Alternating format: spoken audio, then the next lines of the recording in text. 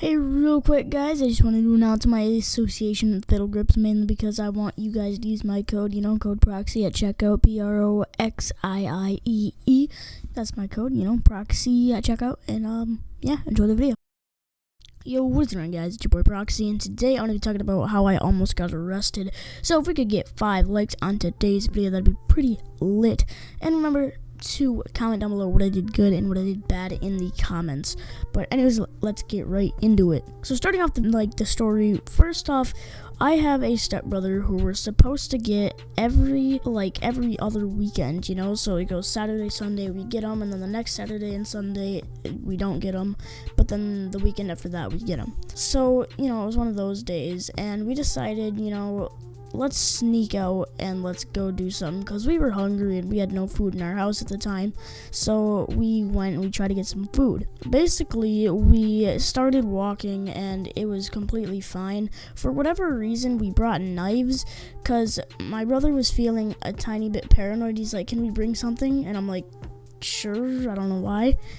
But we decided to bring knives, and I brought this big ass knife and I just kept it right sticking out of my pocket area, but not actually my pocket. It was tucked into my pants, and if I needed it I could just grab it.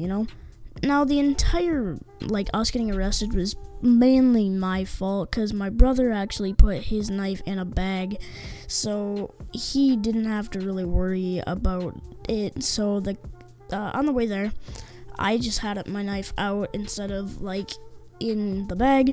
We get in there, it's still on. I didn't really think much of it. We're buying our stuff, we're out, and the guy must have noticed my knife because he asked, where you coming from? And then we said, we're coming from a friend's house or something like that. We made up some random excuse, and he said, where are you going? And we're like, our house, just somewhere right down that street. And we pointed to the street, we just pointed right, and we're like, somewhere right down that street. And then he just looked at us weirdly, and then he said, alright, well, you be safe. And then we walked out of the store and we started going back to the house.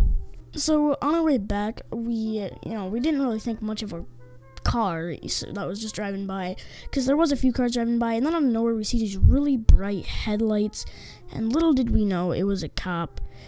And if my brother would have told me, because he said he knew because of the headlights, if he would have told me, I would have yeeted out of there, because I'm not trying to get caught by the cops. I would have hid in the bush, and that would literally have been it. I would have been out of there right then and there. But of course he didn't tell me, so we got caught. And then the cop, he did our thing. He asked if he could pat us down, and we'd let him. At this time, my knife had been in the bag. He asked if we could search the bag, and we said, yeah, you can, do whatever. So he searched the bag, and he said it was completely fine. He said, all right, so what's your name? What's your parents' name? What's your parents' phone number? How can we get in contact with your guardians?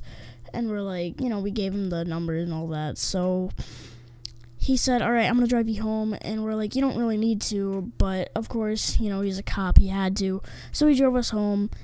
And we were literally, I kid you not, we were right next to our street. If we would have taken 3 steps and turned right, we were on our street and there was our house.